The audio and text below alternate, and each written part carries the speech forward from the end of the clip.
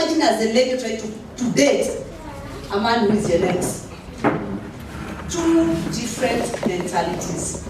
And that is why a millennial today will come and tell you marriage is difficult. Getting a man is difficult. The men are like this, the women are like this. Because if you are raised by baby boomer, grandmother, or a Gen X mother and father, what they expect of you, your generation does not approve. You remember what he said? They were dating and they were hiding. What are you hiding from? When they go for coffee, even before they start the coffee, they take photos and they post. And I'm telling you, yes, I shall post. You guys are not hiding. So when he talks, what do you hear? Most of you who are millennials, when he talks, he's like, okay, let me ask you, what were you hiding from? What was wrong with the people then? Nothing was wrong. It is every generation has a prevailing culture. In their generation, which is our generation, immorality did not have space. So anyone walking in immorality would hide. And hide like hide. You understand? Anyone walking in immorality. In the current generation, the prevailing culture is you go to Facebook and say, I have my husband, not my husband, my boyfriend, and you see, my other boyfriend said, so when the two boyfriends met, for us when you read, you're like, okay,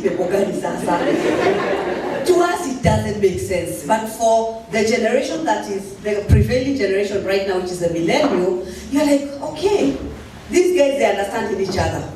In our generation, you get pregnant, you're shipped to the village.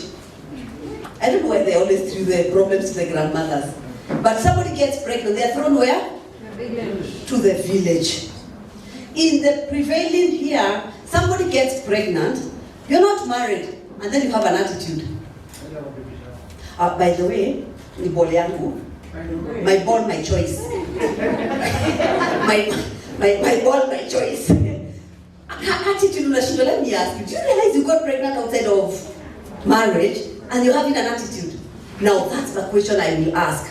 But for the millennials, they'll be like, what's wrong with that? I make a choice. My friend, live with it. Now, do you notice we keep fighting you because me, I'm coming from the place of, okay, first of all, because I'm supposed to you're born to be sorry. You get, I'm sorry, I'm pregnant. But this other person is like, by the way, I want a baby shower. I love you baby shower in a, we don't care whether tutanika baba hapo. Hakuna baba na kustuki. Now, two generations. Our generation will keep asking, let me ask you. How was Janata anything? No, they don't. If we don't understand the different generation, we'll keep fighting you. And you'll keep fighting us. You don't understand us. Why are you telling me this? Mbona niuliza? Mtoto ni wangu akinishinda nitamkula. Generation yanaongea kabaya. So, if we don't understand each other, we'll keep. Now this afternoon, you will hear from different generations. And we'll answer our questions from different generations, different mindsets, and most of the time, you'll always notice anyone of our age and above is tough. Wakali. No. Our culture in our day, that's how we work. Now we must learn how to operate with you guys. We are not saying you go getting pregnant at work. No, but we are saying you need to understand where are you coming from. You understand? Now you need to understand us. Where are we coming from? Why are we trying to bring in some morals? Because when millennials came, the age of millennial, morals ikaanza kubadilisha one by one. To a point where now, if I come and tell her, let me point her because she's my daughter. If I point her, by the way, you need to come and sit. Why do you need to talk? Why do you need to sit? You get? Walk your mother. Even now, Ken, you're how old is the go. And you don't go with an attitude. You still go with respect. This generation, is a problem. This week I'm busy. Ukwaje next week Friday. Afanya hivi, need to forget kwa Zoom. You get? Now you will always think we are tough on you. We are not. Two prevailing cultures. To us we are asking, hizi morals zimehepa hivi. By the time the Gen Z, unakumbuka Gen Z ni 1720. By the time they're getting married, what will you have there? That's our question. Now, can you imagine us, the baby boomer silent generation? They're called silent because they're silent. Our 11 now attack is what machine was answer. What they're like silent. Our shows, isn't it? But our parents, my mother, my father, that generation, they'll keep asking you, our watoto unalea, unawapeleka wapi? Because when I see the morals, this generation can't understand. So we, these two generations together, are trying to save the next and trying to give some morals. But these people are doing what? Fighting. You don't understand us. Now, this afternoon, you'll hear from different people. Let's see at what point it will compromise, because we have to. Otherwise, we will lose you, you will lose us, and there will be a gap, a generational gap. So this afternoon, I want to invite the panelists. The panelists know themselves. Please come. Yes, he's the one who will start. So panelists, please come on stage. All right, guys, sit. Let me just give a little overview of ourselves. Now, we chose specifically, it would have been 4, even more couples according to the window of time and what we want to say and how we go down. In other words, it should not be so that over time, values come out of the window. But we can accept that there is a difference with every generation. We accept that. The way I expect them to operate is not the way I expect them to operate. It's not the way we operate. But there are certain cardinal things that don't change. That's true. And that's the most important thing. So we want to separate the difference between freedom and anarchy. They're two different things. Freedom is not the right to do what you want. Freedom is the ability to manage your freedom. That's good, very good. How do you, in their days, and our days, it was believed that if we just stand next to a girl, she gets pregnant.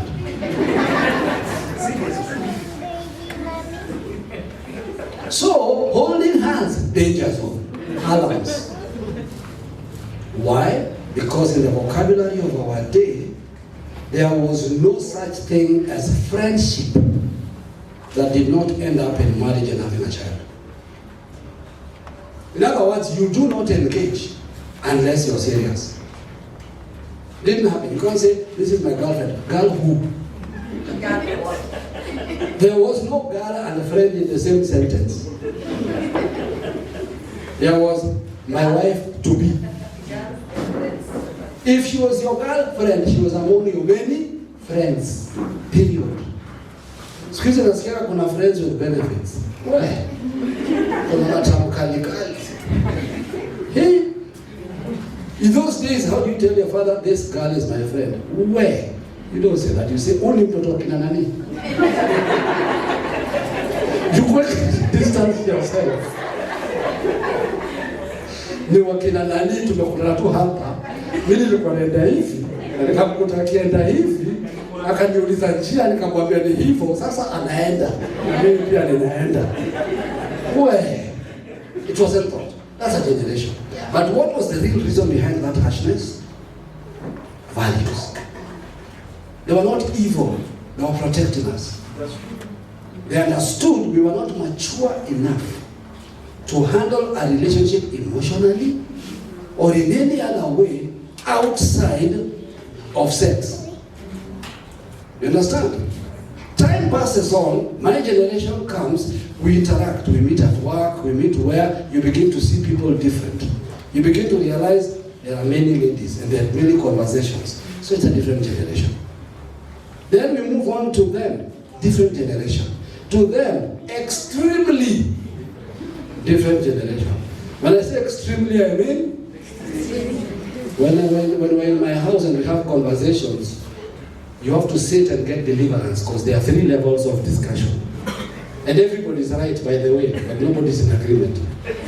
So you have to understand how that works. How can everybody be right, yet not everybody's in agreement? They're right according to their generation.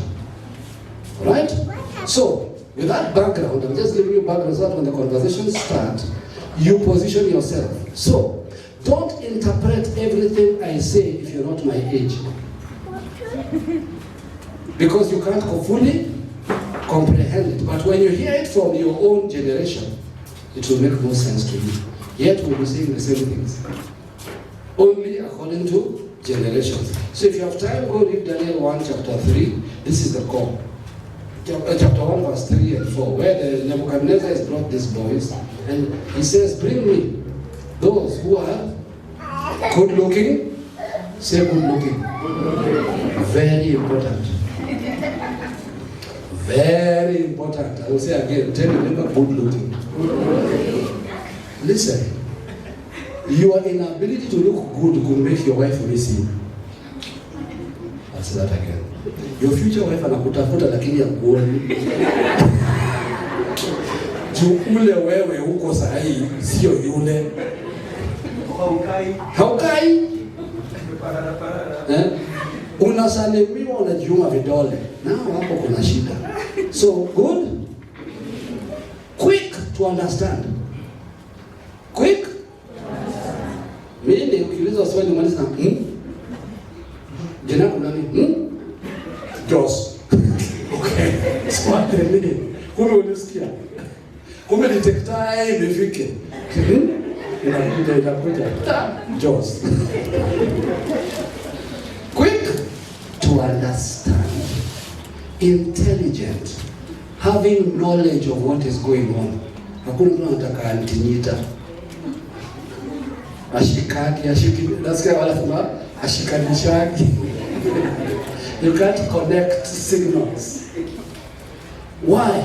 Because he said, these are the ones I want to serve me. So, they were tested in knowledge. They were tested in understanding. They were checked. Kuna watu wanakapoa, lakini akili ni shida. So, looking good is not enough. Amina kwamba tu mrembo. Mrembo fana.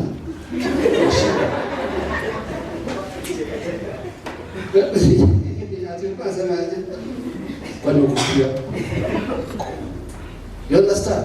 So all those factors are needed no matter your generation. So young is not just age. Kuna watu 20 wana behave kama mzee wa 55. Unajua? Uko 20. Changamka. Understand? Na kuna watu 40 wana behave kama 15. Hasa mimi nimefura simuongeleshi. Na uko 40. Uongeleshi nani? Ndio ukajiongelesha na uko serious. So those are issues we need to deal with. So I'm just giving you what? A scan, a quick scan of this environment. So I'll hand over to our moderator. Once again, if the cameras were on, this is how we start a show. Good afternoon and welcome to the Youth Arise Transformation Center Nakuru, and we are here to discuss matters youth. And as we continue discussing matters youth, we will be asking questions, and if you have a question, please write it down, pass it on to the nearest pass it on to stand up. And that's our quick to understand. There he is. We pass questions to him so that if you have something that you feel now, I need you to deal with this question. Alright? My name is Susan OPIYO and my panelists. Another one to take questions. Alright? Amekata vile tibu fanywa. Sorry. Stop. Start again. My name is Susan OPIYO, and with me, Charles OPIYO. Let's start our introduction from that corner. Hi everyone, I'm Kenneth Orage, husband to Betty. I'm an entrepreneur and I'm 33 years old. Happily married for 1.5 years. Now, also how do you pronounce the word M-I-R-A-G-E? Bas. So mine is with Muraj. Not Murage. It's Muraj. Betty. Rage. All right. Hi everyone. Hi everyone. My name is Ruth Kabogo, and I come from this amazing family called the Cyrus community. Besides that, I'm a mom to Nathaniel. He's our firstborn son. And I'm really glad to be here, and I do hope that our discussion will make a difference, a real difference in your life. Good afternoon, folks. How you guys doing? You okay? All right, so my name is Brian. Brian Lusambida, this is my wife. As she has mentioned, our son is somewhere here. Nathaniel, and I am glad to be here. All right, so I want us to have the scripture, Daniel chapter 1, verse 4 on screen. Daniel 1, verse 4. Now, the reason I'm asking him is because we need to have an objective. Why are we here? What is it that we want to see? At the end of this conversation, this is what we want to have. Now, this is a background story of what he just talked about, but I want to highlight verse 4 where it says that the king was looking for young men, meaning he was looking for the youth of the day. So when we talk about youth arise, youth is not about number, but character, a configuration, a makeup, internal makeup that tells you that these young men in whom there was no blemish. These are all, we're not talking about external appearance as much as we're going to deal with that. So when we talk about blemish, there is what we deal with in the spirit, but we want to see it also in the natural. Now we don't want to have what? Blemish, but good looking. The NIV version would be... NIV? I think I have my NIV. It's there, yeah? Okay. You notice how I keep with this, guys? Janet. The next. Young men without any physical defect. All right? Now, when you talk about that, we're not talking about deformity. All right? Defect. When you talk about physical defect, and I'm sure you're going to explain some of these things. All right? We are looking for young people who are handsome or beautiful, showing aptitude for every kind of learning, well-informed, quick to understand, and qualified to serve in the king's palace. That's what we are saying, youth arise. The kind of youth we're talking about to are the people who are quick to understand. Now, how do you know if you have these qualities? Number one, quick to understand. When somebody says, let's all stand up. You get? You're youth, you're young, you're quick to understand. Guys, let's stand up. Quick to understand. People who are handsome. Now we are going to hear the different definition of handsome. And when we talk about handsome, remember the Bible talks about the man. God created man, but it was female? Male, isn't it? So we're talking about beautiful, handsome. We want to see that. We don't want a man who is coming to a lady, to approach a lady, and the lady cannot tell whether this is a youth or upset. We need someone who is quick to understand, handsome, and then he is showing aptitude for every kind of learning. Not somebody who, when you ask them, what's happening between Ukraine and Russia? What is Russia? Kiosk walifunga? There's a kiosk called Russia somewhere, I know. You don't know that we are talking about. Quick to understand and qualified to serve in the king's palace. Now, when we talk to you, why am I saying these things? Because after this, we'll be asking questions. When you have a question, if you're this kind of a person, you don't look around. Who is answering?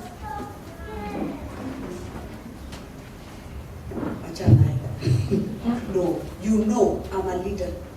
I know I have the answer. I know I need to say this. You understand? Quick to understand, handsome, no physical defect, and aptitude in all manner of learning.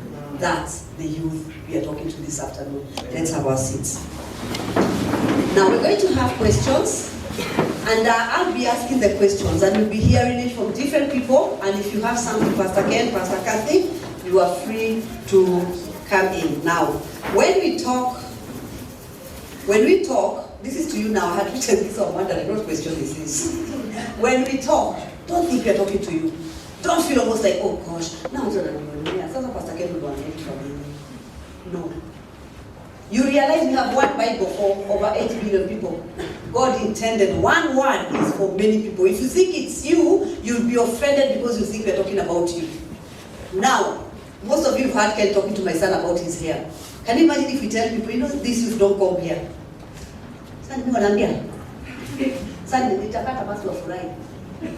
Barnaby is just one among the youth, and all of us were like, wait, you guys, you comb your hair? They're like, no, this is done. I've just come from the salon. But I think, just just wait, just for a moment.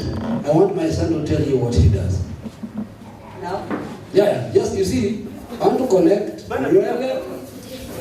Yes. Okay. Yes, I want you to guess. All right? Take the Manabi, before you take the mic, let him take it round. Let her take it round. I want different people to guess what you think he does. First of all, show them your hair. What do you think he does? Yes, just wild guess. A hairdresser. Okay. Somebody else? Then, go random. Yes. Quick to learn. Quick aptitude. Software engineer and computer scientist. DJ. Okay. Software engineer, computer scientist. Mm-hmm.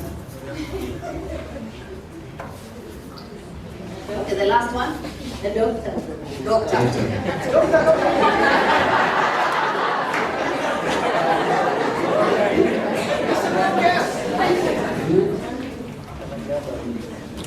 Hi.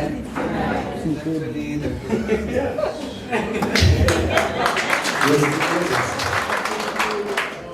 I'm an IT consultant right now, focusing on selling internet to sellers.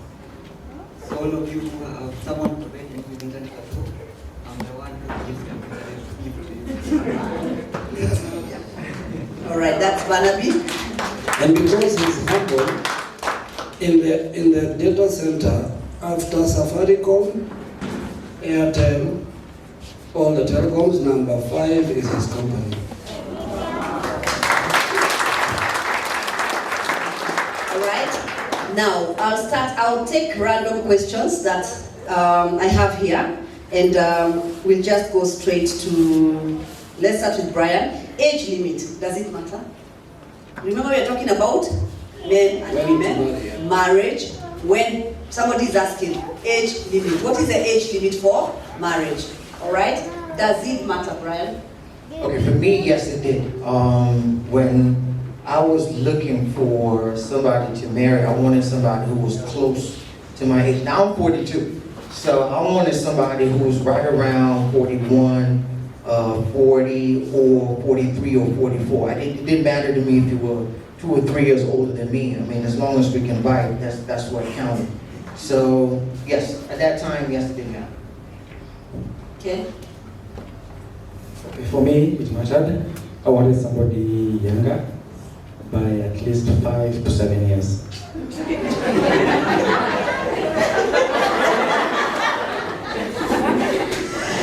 Why I'm asking that? Okay, let's go to. So the next question is, how old are you? How old is she? I'm 33. 26. In fact, I was going to say, I'm not 40 yet. Just for the record. All right. So let's talk about age. And here, remember, they talked about their marriages. I asked for someone who is asking, what is the age limit to marry? What age must, especially that question comes from ladies. What age must I be? I think it's important to understand that, unfortunately, and that's when we talked about generations. In the generations we lived in, my parents, life was very defined. It was very clear. This is what you finish, then this, then marriage, then life. So everybody understood what that meant. So the window for marriage was pretty clear. From what age to what age, because it fitted into a pattern. And people lived in closed user groups. That's the best way to put it. But as time goes on and we expand and we go further away and we work in different environments, those days it was straightforward. Finish school, get a university, get a job, get married.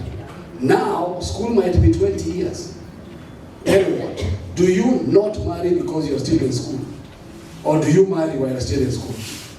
You begin to see how things change. So now measuring marriage based on that time factor is no longer possible. Marriage is now based on the readiness mentally and spiritually. I like that. Repeat that. The readiness mentally and spiritually of the couple. This is why I say that. Brian and Ruth married now how many years? So two and a half. So Brian married when he was what? 40. Yet most people would say what? Does he look old to you?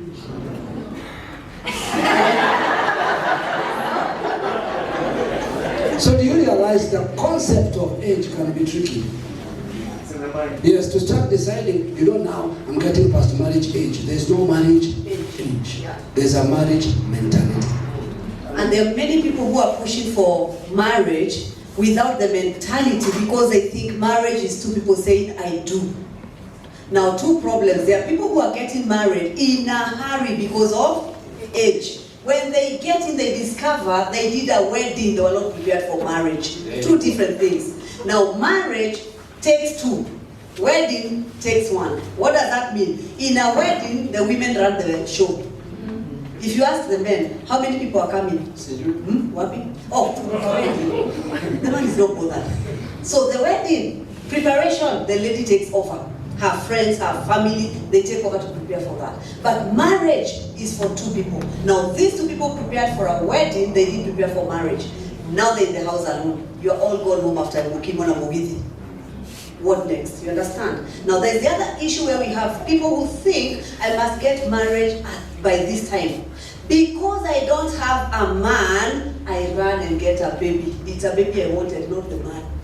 That's for ladies. So you end up finding somebody who has a child because time is running out.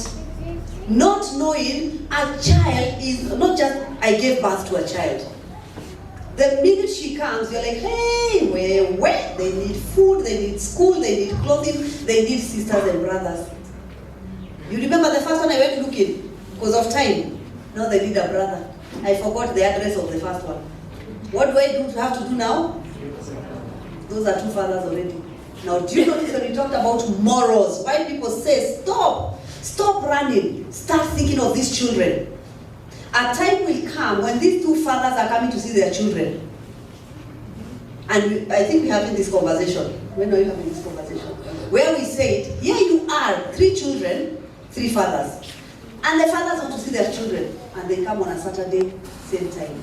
What happens? The mother sits like a queen bee. Ingia huko, ako huko.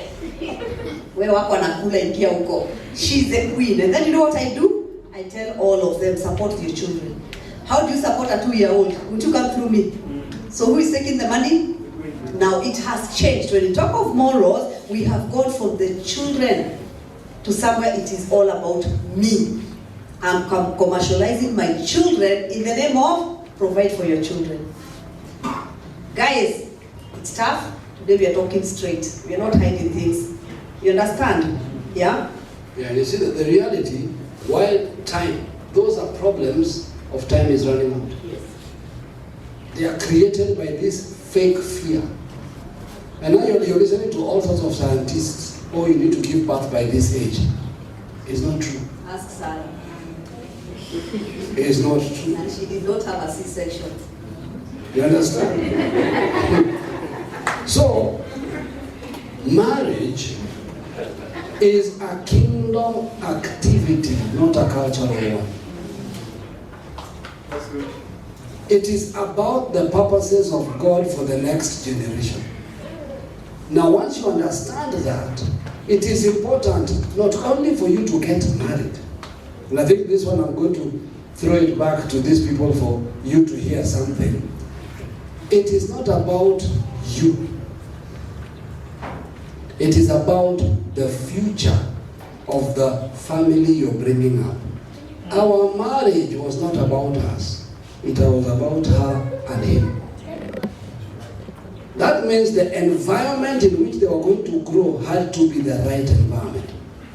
Bring up a child in the way they will go, and they will not depart from it. Now here's the problem. Today, and this is more of a millennial problem than it was our problem. Our problem, marriage was security. Millennials, I hear marriage in a vibe. Siski vibe yake. And you have all these standards and checklists for the person you're expecting to to marry you. So, so the issue, okay, let me not go ahead if it's already in the question. The issue is this, it's not about time, okay? It's about how ready am I? And ready, as we're going to discuss, is not age. Ready is not time. Ready is, are you the material for this? Are we good with that? Before we go on, I want one person to summarize of what we've said about age and marriage. One person. Quick. Anyone? Just a summary. Sawa sawa. You, Sasa imeisha. quick to understand. Pick anyone. Next.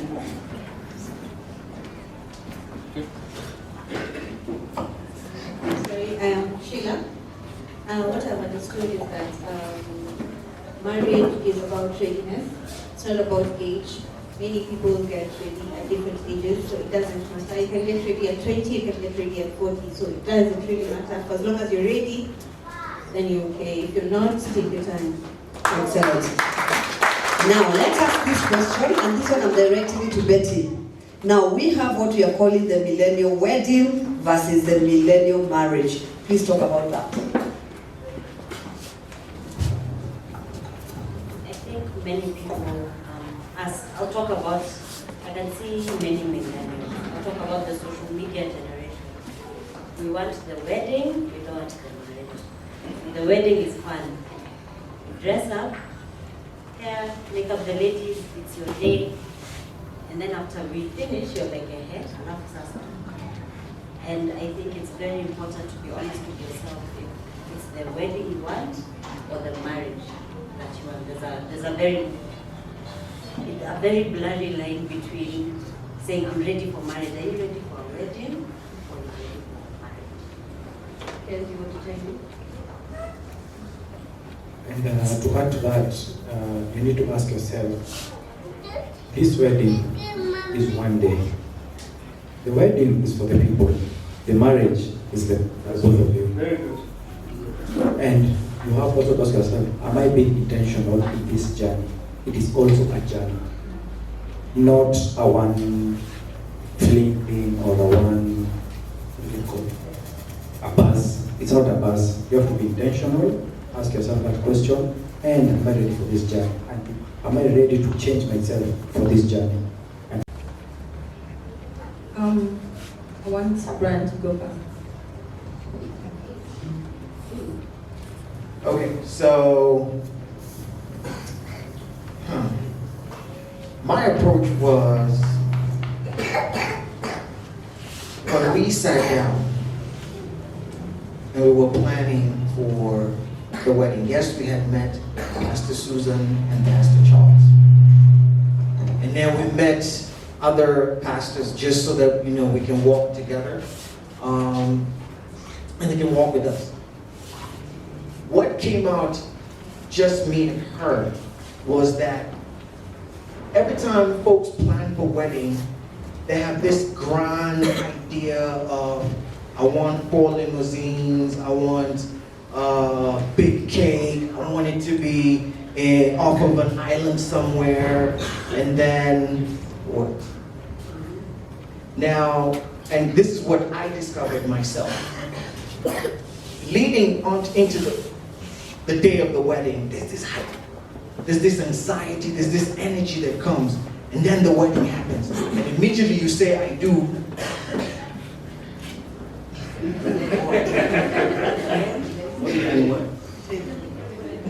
So reality kicks in that, okay, yes, I am married, but that whole hype and energy ended in an event of 35 to 45 minutes.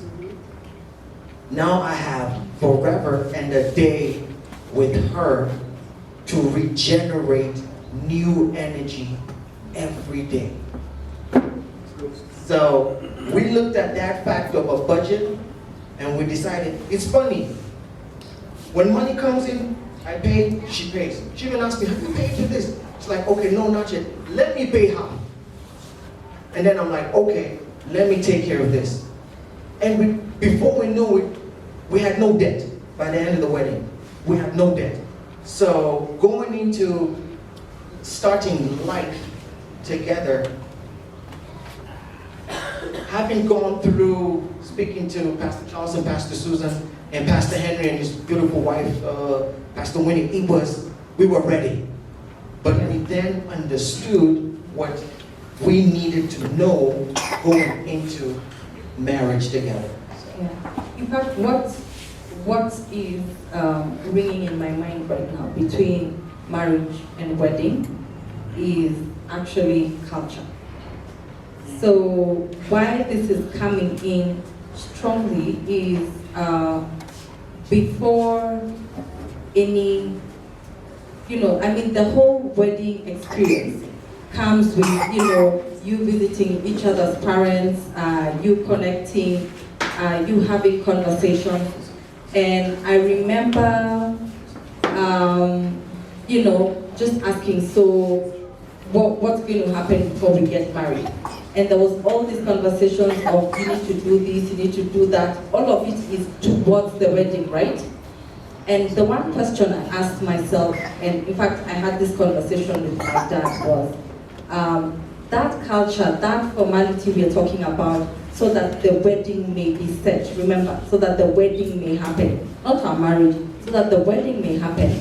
Someone set that agenda. A human being somewhere, or a group of people came together and said that we need to do all these things before we do the wedding, correct? And so after having that conversation with my dad, we decided, listen, we are also people. So we can also set our agenda. We can also create what we want. And so for us, before this wedding, we decided what is best for our marriage. What is best for the marriage? And we did things for the marriage and not for the wedding day to happen. Yeah. Love that separation between wedding and marriage. All right? So most of the time you're so set up on wedding and forget marriage. I love what you just said, that before you get married, build a culture for your marriage, not for your wedding. Who are we after the day we say I do? Who are we? Where are we going? What are we going to? So that will come later on, a question I've seen about courtship. We'll talk about that. Now there's this question of men are not pulling up their weight. Where's the problem? Men are not pulling up their weight. That's a very tricky question. Let me explain why. When you say men are not pulling out their weight, what do you have in mind? Okay? You see, that question comes from a preset standard of what men are supposed to be. It comes from the mindset that if the man does not meet this criteria, then they are not fitting into my model. Right there, if you're a lady, you've already taken charge.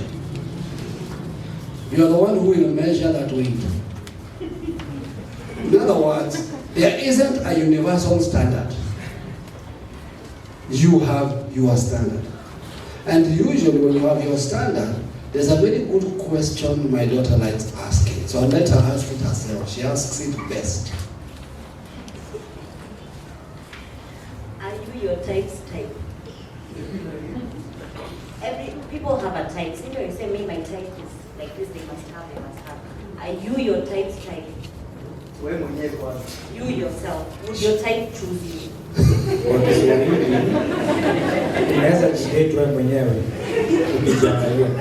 In other words, that standard you're setting, would you date you? Are you qualified for your demand? You get a question? In other words, mimi nataka jamaa akona hiyo, ni wewe atakujia. Okay, let me go back to something here. The question was, men are not pulling up their weight. Yes. Umeenda kwa waledi. No, there's a standard. Yes, we are going to go there. We are going to go there. The reason I dealt with that is we are going to deal with men pulling their weight. Okay? What I want to remove is the man or the woman thinking they have the standard. We are going to that the next question. Yes. So let's deal with the men are not pulling. The men are not pulling their weight. Let me explain why she's going there. We say today that there are many strong women. It's true. Yeah. Now let me explain why. Men hapa ndio mali pa kujichangamsha. Here's the problem. Culture in our African context, and many times we are dealing with how we've been brought up. Let's take the Maasai for example, then let's bring it even to home. Okay? Right now in this room, if I say women can multitask and men cannot, simtakubali. Sindio? So you told women can do many things at the same time, men can only. You realize actually it's not true. It is nurture versus nature. Let me explain. In the village, when you send out the guy to look after. Let me say something here. Yeah. This example, only Gen X can understand. No, baby boomers and silent generation. Yes. Yeah. But I'll bring it home to the millennials. So what happens? He goes out, but where is the girl left? At home. What is she doing? Cooking, washing, talking to the visitors, handling all the activities. She's being trained to multitask. What is he being trained to do? To look after goats. Akirudi nyumbani, anaambiwa, baba umechoka, kula ulale. Tomorrow? So tomorrow when he gets married, he expects his wife to behave like a what? A goat who does not talk back, is pointed in a particular direction, is told what to do. Meanwhile, he married a wife who talks, who communicates, who asks questions, who is up to date with today's information. About every guest that came, they had the conversation while they were serving. So they are more up to date. Bring it to the city boy. The girl is bought toys. Which toys? For cooking, for washing, for changing. The girl is talking to the teddy and telling Teddy to behave with the doctor and telling. The boy has been bought what? What does he do? Boo, boo. When he wants to change, he changes gear. Boo, boo. Now you want him to talk to the girl. What is his conversation? Ile nambio.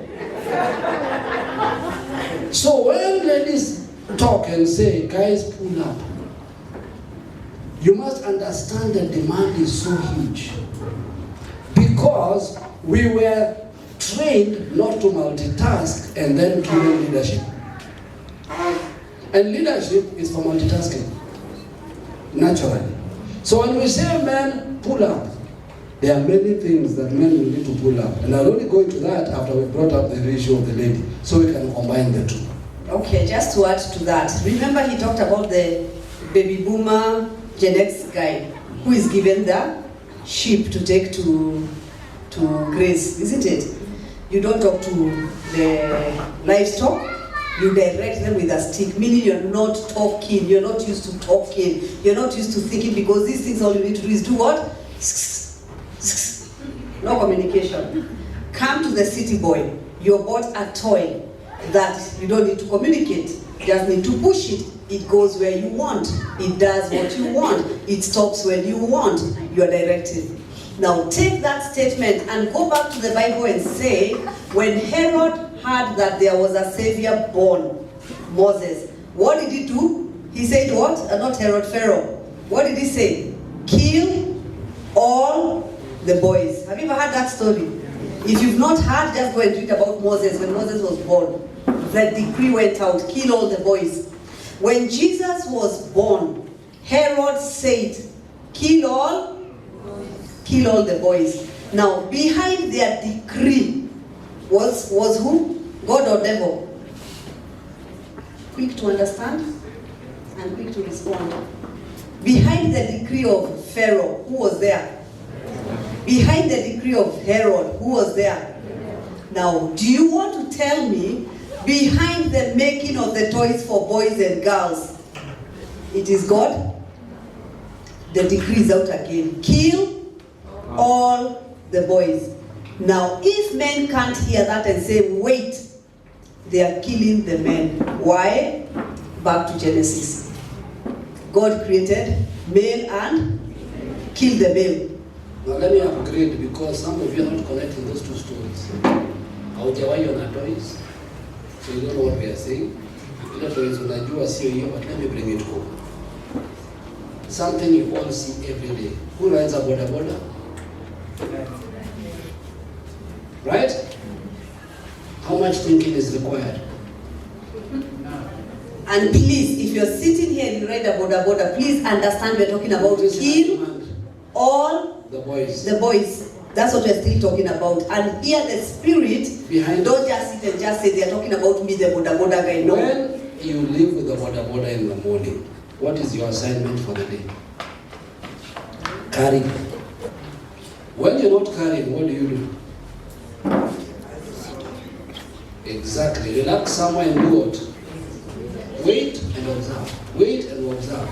Are you engaging? Are you thinking? Are you creating? Many of those boda boda riders, their wives, what are they doing? Creating, communicating, interacting. Are you seeing the problem? When we say men, there's nothing wrong with riding a boda boda. I'm just showing you the principle that it is so easy for men to be given mindless tasks. Everywhere. Mjengo. Who is at Mjengo? Who is cooking for them? Who is engaging thinking activity? Alafu kiapa na bibi haufikiri unamchapa. Because society has deliberately done this. It is okay to ride a boda boda today. If that is your future, you're in trouble. You must upgrade, you must think. While you're doing it, you're planning something else. Ride, hizo magaps zinatokea unafanya nini? Everything is transitional. Nothing must be permanent for you to go to the next level. So I'm just showing you that if you go anywhere you like, you will find. And let me tell you, women, this idea, whatever a man can do, a woman can do, can be a strategy for degradation. Sometimes what you do is superior, but you don't know. So the picture is this. Society, women, I'm just giving you insight. As it is today, society is not strengthening men. Yes.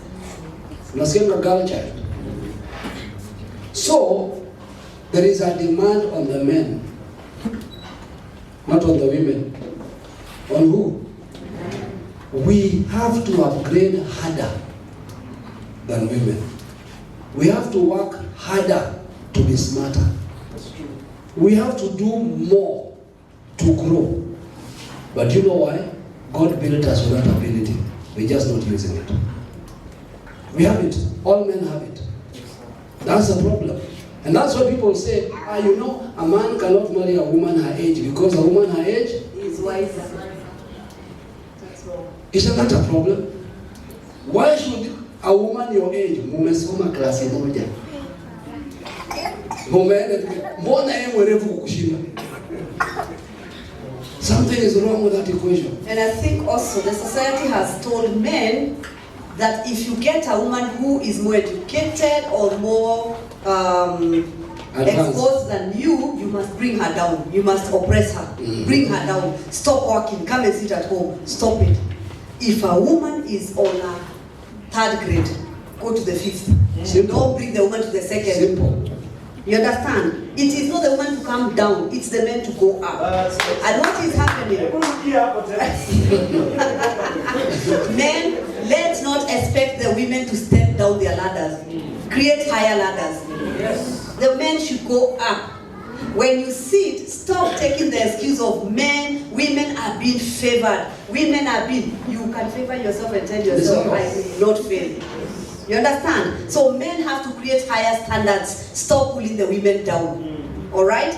There's something that you're going to say about the women. That men are, the world is funding women. You understand? Now imagine the world is funding women and men know. And men are sitting we're just saying they are being funded. What is it that you can do to make sure I don't need their funding? We as men, we know the devil has said again, kill all the boys. You're on his agenda. Will you just sit back and say, it's okay, we are being killed, wacha tu tukufe pole pole? No, you should arise and say, listen, the devil has an agenda. We refuse, because that's not the agenda of God. God has a plan for you men. Why are we not engaging it? Why are you not going to God? Men stand up. There's a matter we need to deal with. There's a thing we need to deal with. Let me say something here. Okay? When Brian met Ruth, please tell them what you do. So I'll try and do this with, let me not even say it, utmost humility. Let me just say. Don't be humble, say.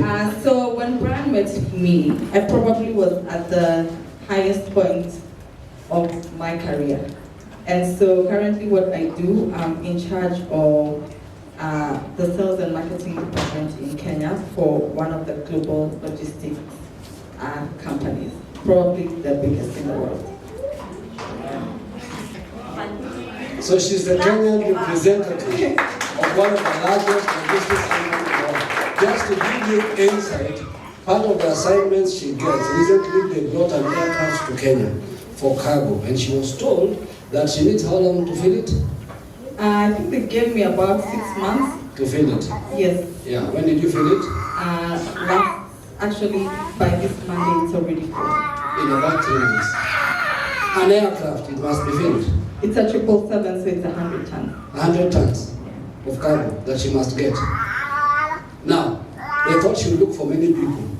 She's actually running out of space. You want more planes. I have to reject a lot of cargo. Okay. Now, what height do you think he has to be? What is the demand on him? You begin to get the picture. So, please tell them what you do.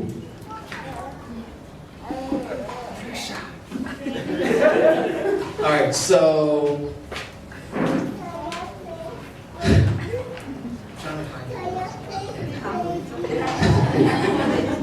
so basically, on the one hand, I consult for government on matters, finance matters, development matters, public health. And on the other hand, again, I'm trying to find the words. Project owner, project funds, I think the two. So, the towers, those are the kind of people he talks about. People who fund those things. So do you realize, we cannot afford, there's nothing like spirituality here. We cannot afford to have Ruth get married to a guy who's trying to pay rent. I don't care how spiritual he is. That marriage is going to be in trouble.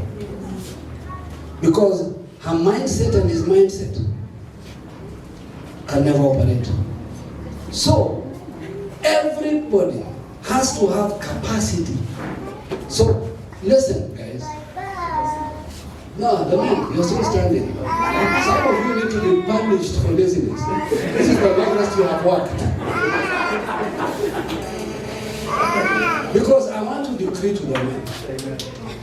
There's a thing that must arise in men. We must become so great that no matter how great our wives are, they feel safe in our hands. We are not looking for a wife who is limited. We're looking for a wife who is great. Otherwise, you will apply something called dwarf mentality. Dwarf mentality means, because I am short, everybody must be cut down to my size. We don't want that. So we don't want you threatened by women who are making it. Let me put it this way. You see a woman and in your heart, listen, the Bible says, he who finds a wife. So God doesn't give you a wife, you find one. When you see that one, and you can see her pedigree, you go away in the group. Listen to me. That is the one. That is her size. Size what? 14. I'm coming back 17. Keep a time. See the principle? Now kumbukaga ukienda ana grow, eh? So you have to keep growing. So stop looking for a woman who, I can take care of. You don't know the season has changed. So I want to pray for a release, because there is an attack on men in the spirit. There's an attack on men mentally. There's an attack on men opportunity. There's an attack on us on everything we try to do. It's the truth. But if we don't arise, listen, the Bible says if God seeks a man. I have a friend who had me speak to men, and I said that there are certain prayers God answers only when the husband prays. It's true. And I said to him, if you don't believe me, go and take something your wife has been praying for a long time, that God has never answered, and pray about it. He went, he did, he prayed. 2 weeks, they got the answer. I said, why? Because God has every intention of you speaking to him in a manner that your wife believes that God hears you. Okay? And men, you have to start it now, not when you're married. That's true. You have to begin speaking things in the spirit and seeing them come to pass. By the time you're meeting the woman, she should find you already there. Hii mambo ya mama ndio uomba. Iishia hapa. It is men who pray. Amen? Father, I just want to release grace on the men among us. Even as we speak now. There is a demand in the spirit. While Pharaoh is saying, kill the boys, the heavens are saying, men arise. And we must shut down Pharaoh's decree. And decree that even as we speak today, there are men who will completely change trajectory. There are men who will arise and begin to showcase who they really are.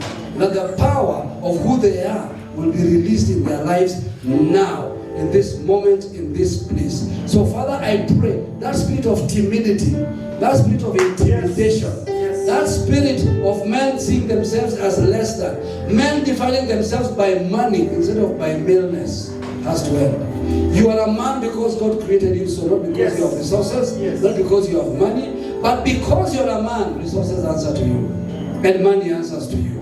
We pray this in Jesus' name. Amen. Amen. As we continue talking, we must always remember that statement. We never put it off, that men are under attack, and we refuse, as the body of Christ, who have the authority to speak and declare that men arise, single or married. All right? The next question here we need to deal with is, now, ladies are setting high standards, which are putting men off. Ruth. Yeah. So I have a lot to say about this, and I think the best way to put this is just by sharing my own experience. And I remember many of my friends saying to me that it will be extremely difficult for me to find a husband because of how far I have gone in life. Okay? And so at the time, what they meant was you become a manager by the time you're 27. By the way, by then, I think my peer managers were, they're about, 50 years old. I think my CEO was 50 something. Our ops manager was probably, if he was not 49, he was 53. So around the table, I was almost like the baby of the manager. So that's what they were saying, basically. And also because I think by the time I was 25, I think I bought my first car at 25, and which I didn't plan, by the way. It's just that the job I went for, they said, no, you must have a car. I told them, I don't have the money to buy the car. They told me, we will pay you enough to buy that car. So I almost had no choice. Not almost, actually, I had no choice, which was a good thing. So what they meant was the kind of house you're staying, the kind of furniture you're buying, the kind of TV you have, just materialism. But we've all agreed in today's meeting, at least in the morning, we said God is the most materialistic person we know, because after he spoke, everything was material. So I bet what they were saying is, with all these things, atafanya nini? Atanunua kitu gani? Atanunua gari gani? Atakupeleka wapi? And this is what I said, listen, if that's your version of the highest in life, then the problem is you. You need to upgrade. In fact, the joke I used to always say is, I don't have a chopper yet, maybe he'll get one when he comes along. So high standards. First of all, we should all have high standards. Men and women, we are sons of God and sons of God. It's not women, it is sons of God must have absolutely the highest standards there is in this universe. Yeah? Number two,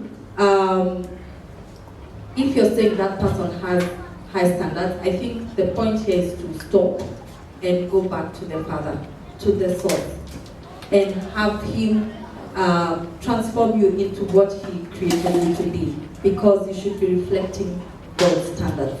Yeah, not anyone. You should be reflecting God's standards, and the standards I know is He owns everything. He doesn't beg. He doesn't borrow. He is the epitome of excellence, and so what you should be doing is looking for God's standards, and first and foremost, like Betty said, are you that kind you're looking for?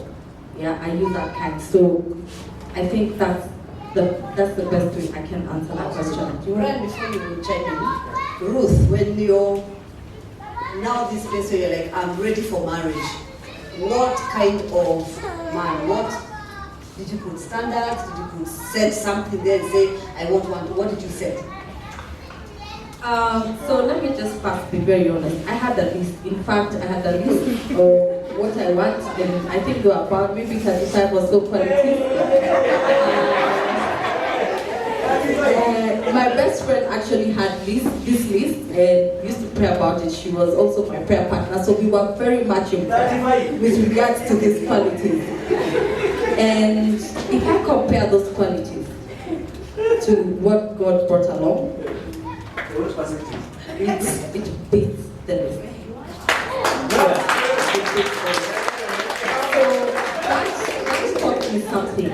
My list is very small, and probably what I thought I require is not what God had. So I thought I had my own idea, but marriage is God's idea, and therefore the things that He wants you to be and that husband or wife to be are based on His standards.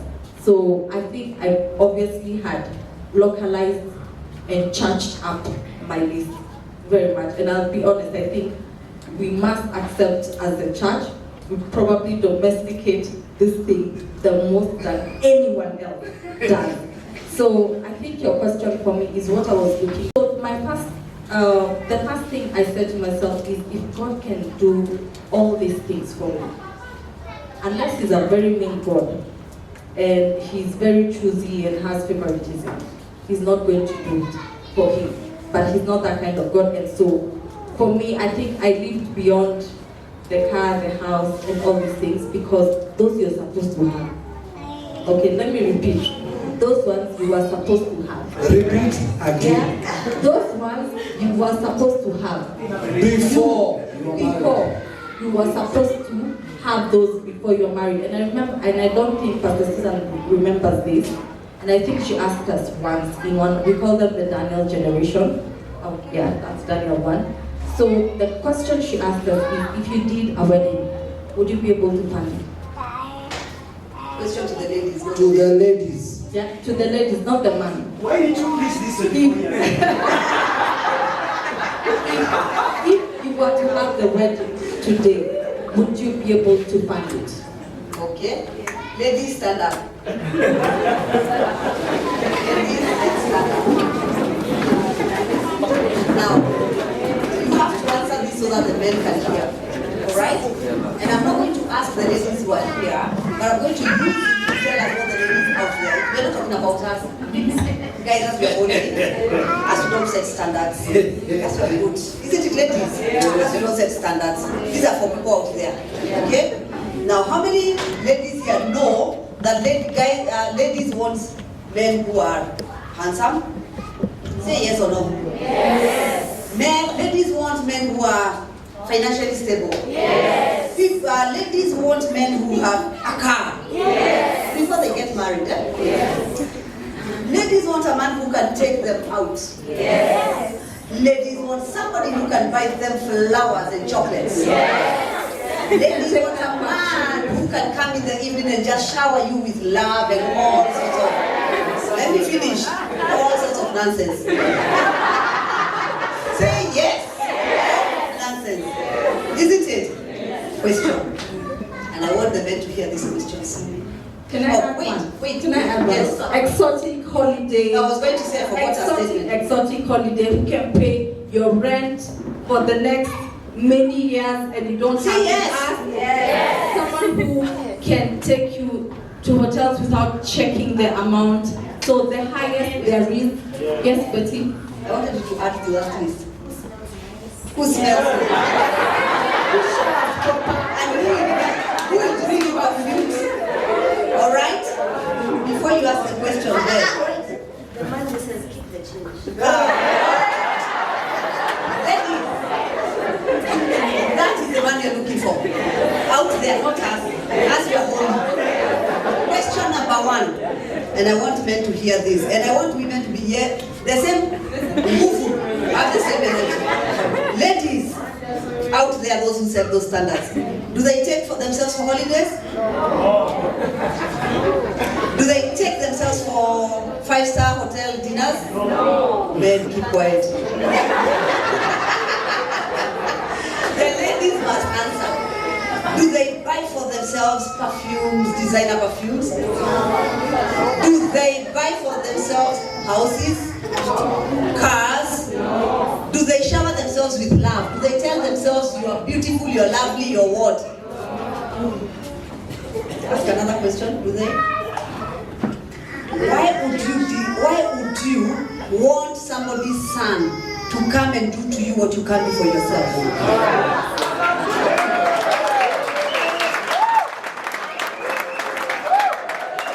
Ladies, why are you setting standards that you cannot keep?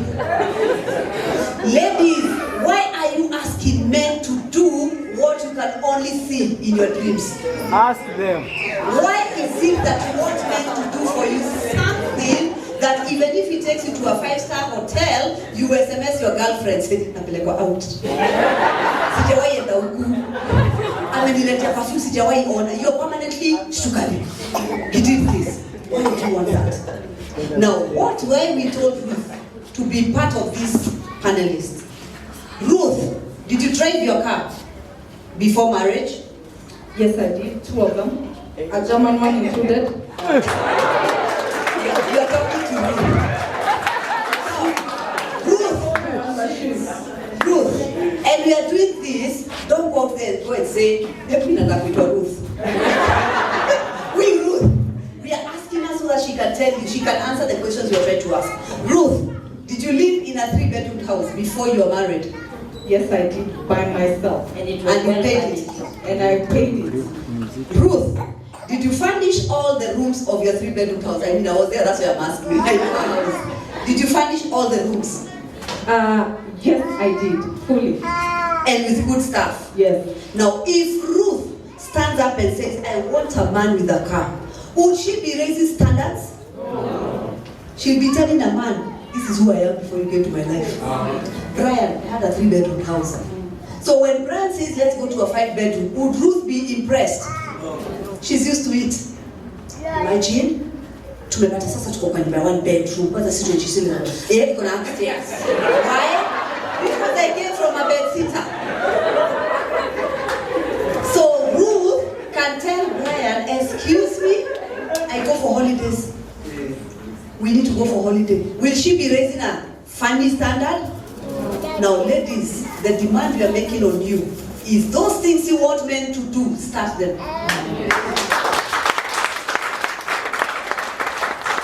You cannot go and buy yourself a small TV and demand he buys a bigger one. You cannot go and live in a small house and say, I want a man with a big house. You cannot go and not to go, wamama endagi salon. Anajiosha kwa nyumba. But when you get married, I want to go to the salon where kaa kwa nyumba ndio ulikuwa nakaa. You cannot place demands on men. That's what we are asking. Why are women putting demands on men that they cannot fulfill themselves? We are women, we refuse. You guys are our daughters, we refuse. I refuse her to place a demand on him that she cannot. When she gets married, before she got married, she used to eat noodles. Not noodles. What are those yellow things? Indomie. Indomie. Before she got married, she used to buy Indomie, and then those things are so funny, yeah? You don't need anything. Where is my friend? Remember your name? Damaris. All you need to do, Kabaka Nambia Damaris Pate Majimoto. Those things you do not need to be a chef. When she gets married, she says, "Now I prefer sushi. Sushi, that's what I ate. I prefer my noodles with prawns. Modoa Indomie." Why do you want to subject the men to a life where they are also wondering, listen, you never live like this on your own. Ladies, let's say to ourselves, okay, shikaneni wawili. In fact, as you're saying that, I think what's coming to mind is, why is it that you think the man can do it and not God? So there's something skewed. Yes. If God all these years has not been able to do it, but you are sure, you have no doubt that another man can do it, then the problem really is not even with this man. It is your trust in this God that we claim to serve. So we say he's the God, he's the provider, but you don't believe it, because believing is seen in the evidence of it. Yeah. The evidence of it. And so, in fact, now when we are together with Brian, we have now upgraded our standard. Yeah. Both of us. He could go on a holiday, exotic one. I could do myself. I could go anywhere I want to go. And we are not saying this thing so that we can say, oh, you need this amount and this is what. No, we are just saying we serve the living God.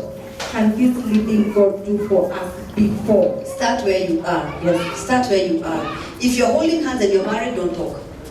Married women, you go and sort yourself with your husband. I want the singles to tell each other. I will set single ladies, I want you, if you don't have a partner, just talk to yourself and say, listen, I will upgrade my standards. I will do things for myself. I will buy the perfume. I will live in a good house. I will wear good clothes. I will take myself for 5-star dinner. I will buy myself the things I wish that a man can buy for me. I'm raising my standard. He will meet me when I am set. He will come to me when I am set. Man is not my provider. My God is my provider. And he will start providing for me when I'm single, not when I'm married. Let's have our seats. Let me make a comment that is very important. It came up with a question, women are making a high standard demand. Now there are two sides to that coin. The first one she has dealt with. If a woman is making a demand of a standard she doesn't have, that's dangerous. Any woman making a demand on you on something they cannot afford is not ready for marriage. Having said that, do not shy from a woman who has standards. Get the other side of the coin. Because we don't also want you to now want to marry a woman because she has no standards so that you can be king. You're the one who controls everything because you're the one. So in other words, raise your own standard and be comfortable with a woman with standards. In these marriages now, we are saying one used to chase 1,000. Now two chase 10,000. The capacity is another level. Before my daughter got married, she had to leave home. I'm not those people who you come to collect my daughter in my house. She's not yet a wife then, she's a girl. If she hasn't paid her own rent, run her own company, she only moved in the last month, 2 months before her wedding, and we told her simply because you're wasting rent. Now come and be picked. Not because you live here, but because she was already running her own business, and there was a demand. Exactly. Her own furniture in her own house. That is the standard we must live by. She had proved she can live alone before she's ready for marriage. You know the difference? She also knows the value of managing money. Exactly. She's run a business, she's made losses, she's made profit, she's done all that. So she's able to then now be part of a house. Understand the principle? So ladies, before marriage, live in your own house. Yes. Live alone, take care of yourself, take yourself for dinner, and pat yourself on the back after having dinner. Come home, lecture yourself if you think you wasted money. Have a complete self-life until you're ready. Yeah. Right? I want Betty to talk to the ladies who we are saying that they are being told they're setting such high standards. I think first when it comes to the list, you see the rules are 35. I think mine only had like 12. But when we say the list, something I find interesting is if you take off everything on the list that has to do with money. Forget the one I want. What are the things on the list? Tall, dark, and handsome. That is money. That's insufficient. And a man who is financially fine, a car, a house, they're all money. So when you remove that, and then there's the one you always have. If you go to church, you have to go to cheer at the top. A man who prays, and a man, don't do those for 10. I leave those ones. There's what else is on the list outside of money? Gym, you have to pay membership. It's still money. So there's no male or female money. If you take money out of your account, it will not say this is female money, this is male money. As a woman, me, I think I have to be told when we was stop. I take care of myself. I have a good time with myself, and I think it's something important that I can't peg my happiness or my any fulfillment on him. And today he didn't buy me flower. Okay, say no where they're not. I can buy for myself. And I put there, then I look at like Mr. Bean. You close your eyes, you look like, wow! I think there's that side of setting standards that you can't yourself achieve. I think every standard I've set for him, I match up. I mean, this is my teammate, we're on the same team, so I'm like, we match up. I don't think there's any that I've said, do for me, and I'm sitting waiting for him to do. Like, if you're coming home late, I'll do. You see? And yeah. Yeah, and I'm also thinking, even in marriage, most of the fights is usually pinyumba, he's not been paying school fees, so you bear one. And then you pay. Yeah. Rudia hiyo tu uliwahi. Unalipa nyumba anzia hapo. Yeah, the fights are siku hizi alipangi nyumba, now he's not buying clothes, he's not taking care of the kids. So where are you in this whole conversation? Because then, if you are saying if you are living in that 3-bedroom before, you are paying, right?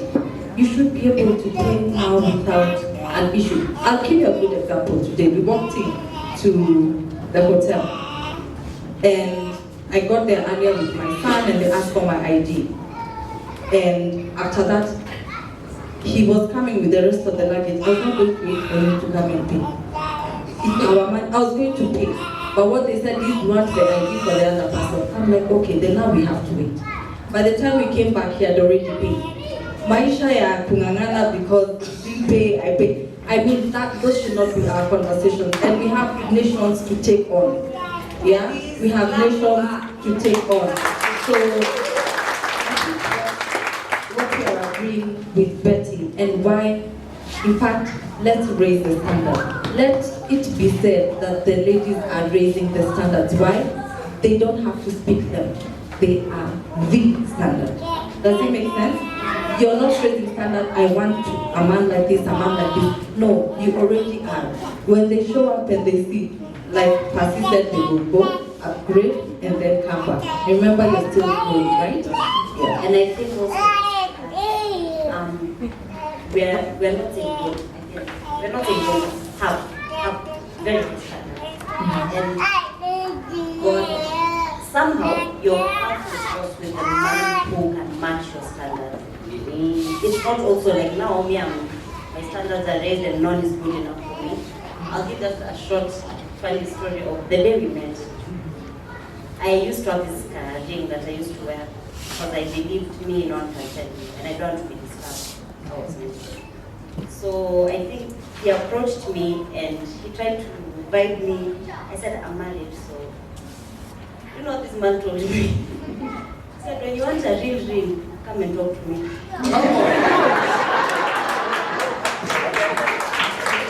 It's called discernment. So I thought my standards were here. He came and said, it's diamonds you want, come and show you.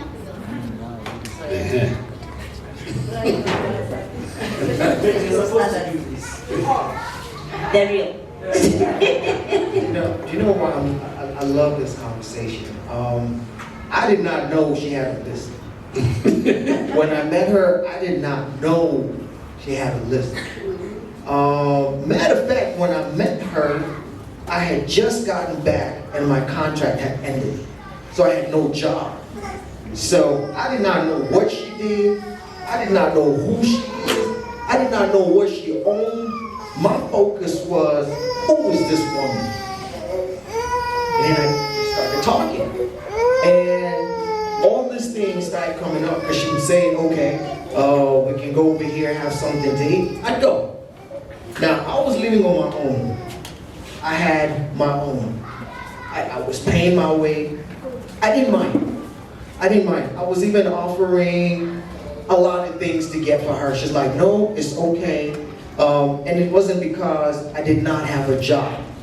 That was not her thinking. Her thinking was, I can also provide. I can also pay.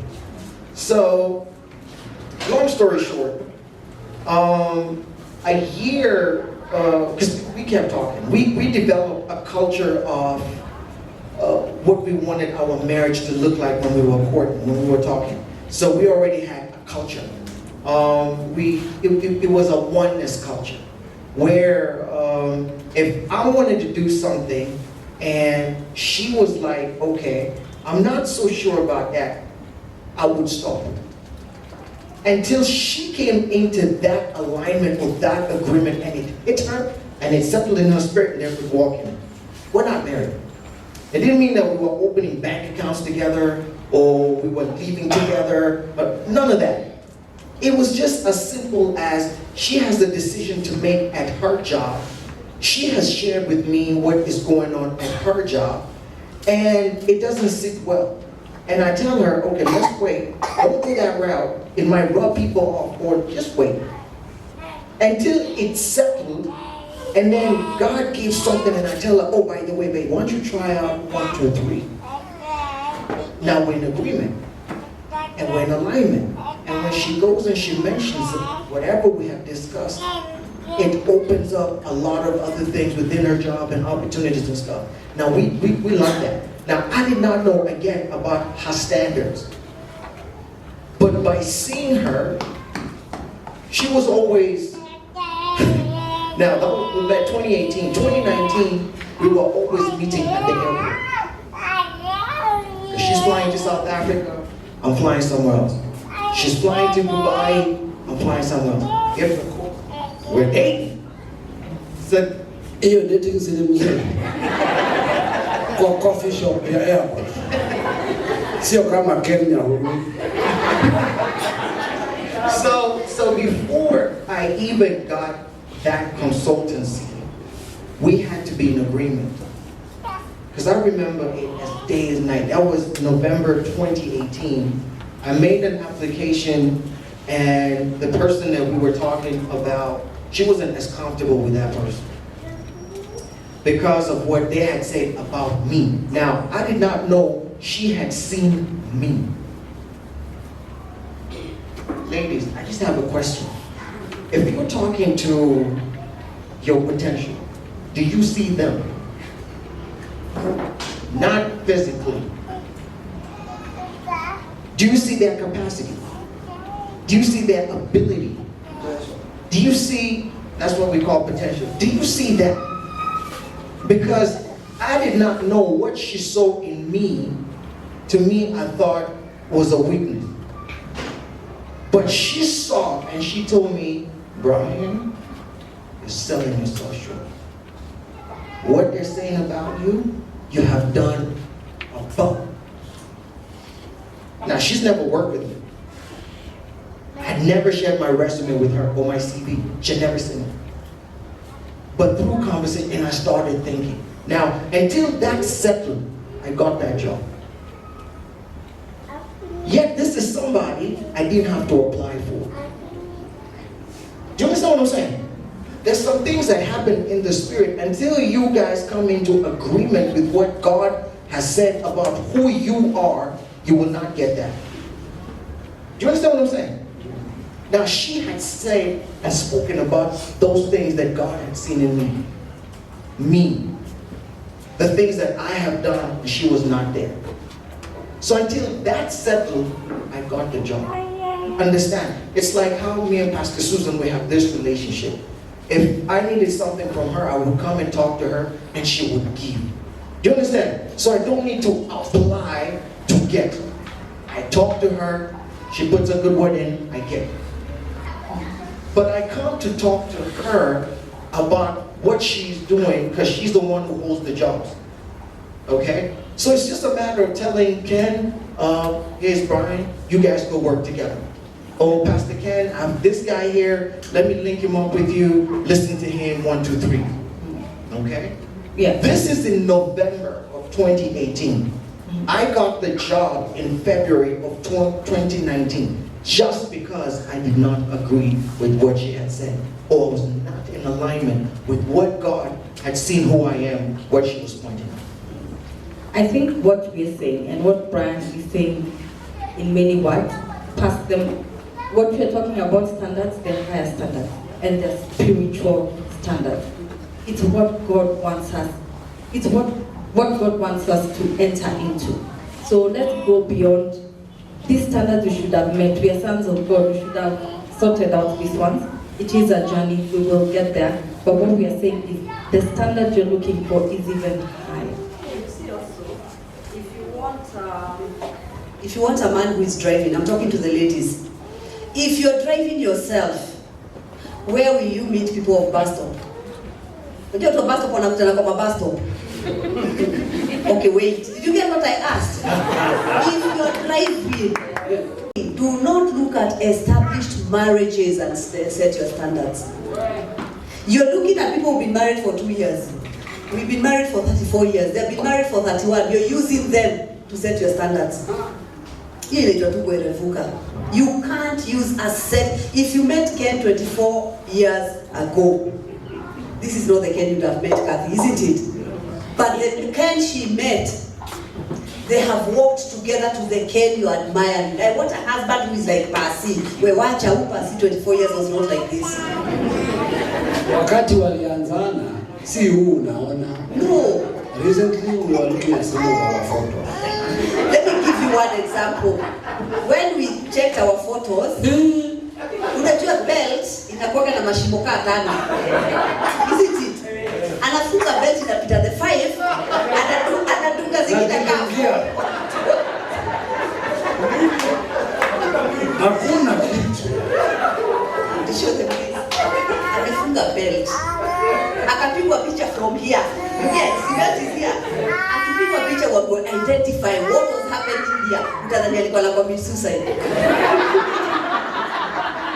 Amekonda, amefinyilia belt. And on top of that, the jacket alikuwa zinamvaa. Suti zinanevaa. Zinamvaa. Unaona mimi niko na, you know how you think? You meet a man and then you think you're the hivi.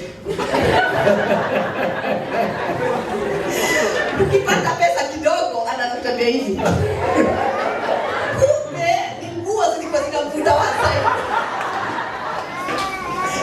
The clothes were heavier than him. So sometimes when you meet him, when we are together that time, tunatembea hivi. You get? Alafu unajua sasa hiyo kabisa na plan ya kutembea. You see, you know now, have you ever met people who walk like this?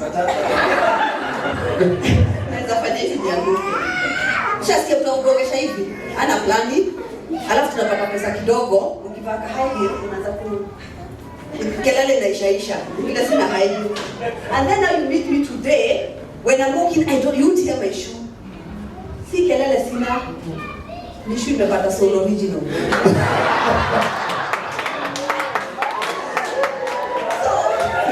you meet me today,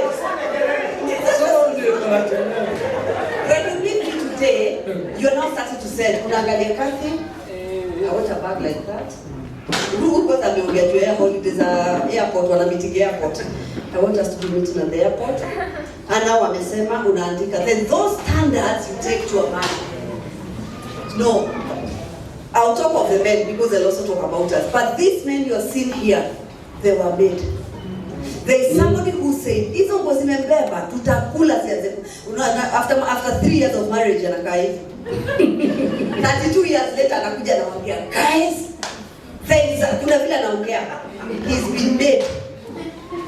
Make your spouse. Make your spouse. Guys, remember, Brian touched on it when he said, she saw in him what he could not see. The greatest power in a relationship towards marriage is your ability to see your future husband now. Your ability to look at the man and see the future man now. To look at the woman and see the future now. Listen, guys. You hear we've been married how many years? 34. 35 this November. Now, in 2007, that's how many years ago? Maybe 14 years ago. I had never crossed the... Now, we have people who have past hurts, relationships where they were hurt. Now, they are using their past to determine that staki mambo ya wanaume, they hurt me. I don't want to be men. Women did this to me. Men did this to me. So you're using your past. Now, how do you advise this kind of people? So, to answer this question, I'll use a personal experience. By the time I was meeting her, I had come out of a relationship that was 8 years old, and it ended really bad. So at that point, I didn't want anything to do with ladies. Actually, I didn't want to say get married. It wasn't part of my agenda. I said I'm staying single for a couple of years. But she came along, and I thank God I discerned and I saw. And he said, you will find a wife. I saw from that moment on. But one thing she helped me with during that process was, she said we have to create new memories. That's good. Leave the past alone. We have to create new memories. And we, as we spoke and we were dating, we had to come to an understanding of what is love and what is marriage.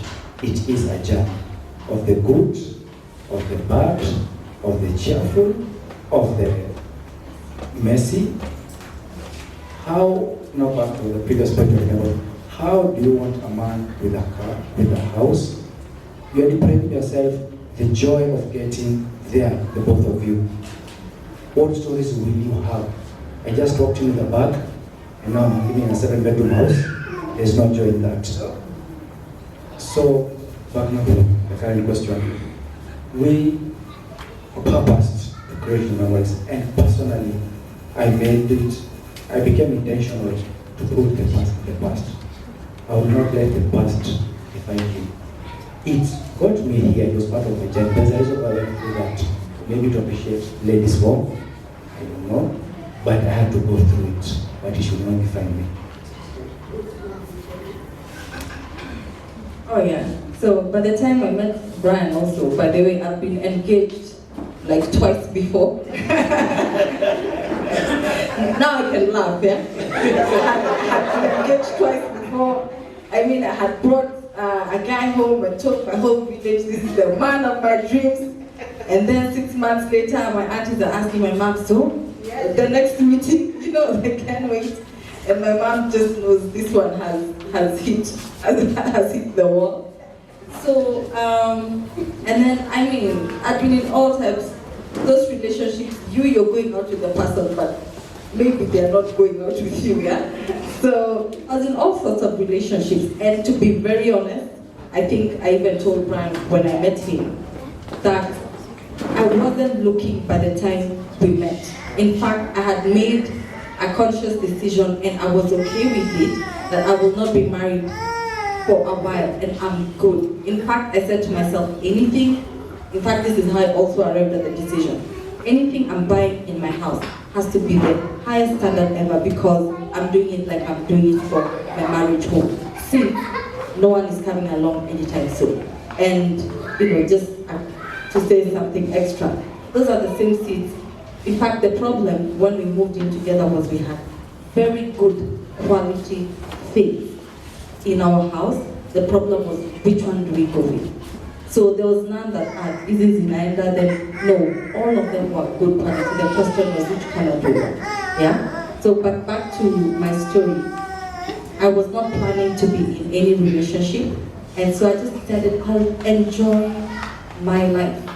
I will live the best life that God created me to live. I will serve in the best way possible. I will reach whichever height. I will be who God wanted me to be had I been in that marriage. So I will grow, I will travel, I will do everything with excellence. And while I was doing that, in fact, I remember one thing that I had. So one of the fears I used to have is, if I leave the country, and then maybe he's here, atanitafuta, atanikosa, then what will happen? But this is what I said to myself. I will go anywhere in the world, work anywhere in the world, we will find each other there. If God wants us to meet, He will also be there and we will meet.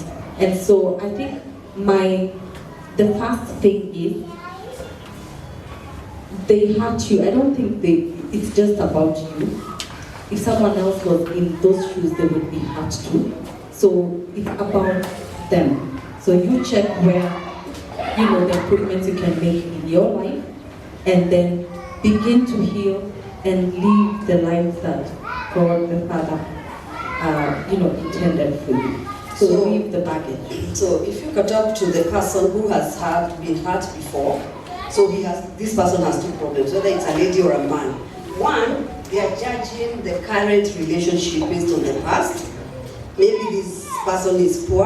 Talk about poor versus broke. Number two, these people who have had a hurtful relationship or past, they are now in rebellion. In the sense of, if you want to talk to them, they're like, don't talk to me, I already know. I know how men are, I know how women are. So it's almost like they'll never go for counseling or any mentorship because I know how men are and how women are. Okay, let me say something that might surprise you. The greatest power that maintains heart is selfishness. People who are hurt deeply are deeply selfish. Let me explain. Offense is not given, it is taken.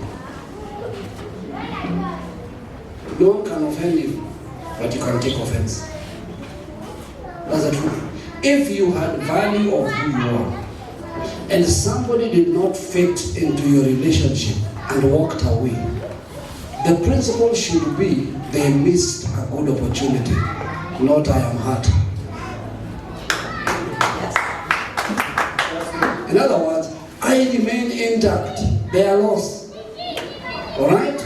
Now using that as an excuse may also mean deep down you are not admitting to your contribution to the last problem. So you'd rather retain the argument that someone hurt you than face up to your own error. So the first thing is to clean house. What did I do to contribute to that situation? What part did I play? Did I place a demand that is too high or too low? Or sometimes, this is very normal, men say I was hurt. Ukweli ni haukusema, ukachelewa mwingine akasema. You kept hanging around but never saying. Listen, men, women hint, men say. Say that. See what I said? Women hint. In other words, when a woman wants to be around, atakuletea kachai, atakuwa anakusavu wewe, ana ignore watu wengine. Ma messages ziko tu lakini hazisemwi. Amani, usifanye hivyo. Si wacha aseme no, na ukuwe ready kama mwanaume. Akisema no, unasema si huyu. In fact, that's very important because that was coming after this. Simple. That men take initiatives. Don't just wait. Don't just sit and wait to be approached by ladies. No, we take charge. If I can't, so I have all these women who say, hey, mazena pendo jamaa lakini hajaniuliza. We, ukingoja wewe ndio uhint. Huyo ni shida. He must make the approach. That's why he who finds a wife, not she who finds a husband. He who finds a wife. It's men who move, alright? Having said that, listen, when you're in a hole, stop digging. Stop digging. No amount of digging will bring you out. Me, I was hurt, now men. Actually, that means you failed in maths. When one man misbehaves and men become bad, maths yako ni mbaya. Usiingize men kwa man. Usiingize women kwa woman. Mama alikosea wa mama. This morning I talked about being a villager. Small mind, small database. One man becomes your world. Listen, be like David. David says, what shall be given to who will kill this giant? His brothers ask him, who have you left with the small sheep at home? Bible says he turned away and asked another. What shall be given? Move on. Build up your life. Sometimes ask, hapo standard yangu ilikuwa chini, pengine ndio maana niliwachwa. Wacha ni upgrade. Yes. Determined to make the change. Determined not to be the you who was disappointed. In fact, I think this is a good point to say, stop being the man when women say no, you plan how to hurt them. You are not the standard for women, such that if they refuse me, I'm going to make sure her life does not work. You even make her move out of Nakuru, because you are harassing her. Listen, if somebody says no to you as a man, like he's saying, man up, and ask yourself, what was wrong with me? I need to adjust. Don't blame her, don't harass her, stop wishing her wrong. When you see her with another man, you're harassing that other man. Listen, move on. Don't follow a woman who has said no. There's no amount of following her that will make her say yes. In fact, she'll hate you more. Together. It is said, nowadays maybe we don't see it as much, but I remember younger days when we used to drive with my parents. I was thinking, ukifika destination, you find a bird that died pale mbele ya gari. Remember, a dead bird. You don't know when you hit it, but it's dead. Now, the problem is not the driver. Why is the bird flying so low? With God about me. So when He created me, He said 1, 2, 3. Okay? Do y'all hear me? Draw your identity from that. Okay, what I would say is key and very important thing is for us to go back to our Father. He is the source of everything. He is the source of love, and He's also the hugest materialistic, I don't want to say being, but who He is. Everything is evidenced by what is in the earth. So I think the first thing is for us to go back to our Father, and we will get our identity there. And I must repeat, and I think Tasi has also mentioned this in the morning, that we have to reflect our Father. We have to reflect our Father. When people see us, they need to know that God exists, and God is our provider, so we should be the evidence of it. Yeah.